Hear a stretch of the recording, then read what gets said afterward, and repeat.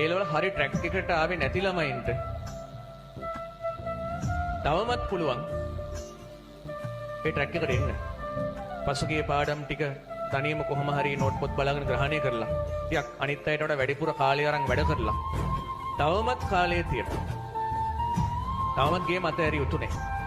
මම කතාවක් අහලා තියෙනුනේ සඳ දකින්න නෑ කියා සිතා දැස් පියාගත්තොත් තරු දැකීමේ වාග්යද අහිමි වනු ඇත. ඔකට තව ඒක පොදු ප්‍රසිද්ධ වාක්‍යයක්. ඔකට තව කැලලක් මම එකතු කරලා තියෙනවා. ඒක අගට තරු හෝ දකිමි සිතා දැස් දල්වා සිටි හොත් අනපේක්ෂිත පරිදි සඳ පවා දර්ශනය වීමේ හැකියාව ඇත. ඒ මොකද? සමහර ළමයි මන් දන්නවා A level වල මුල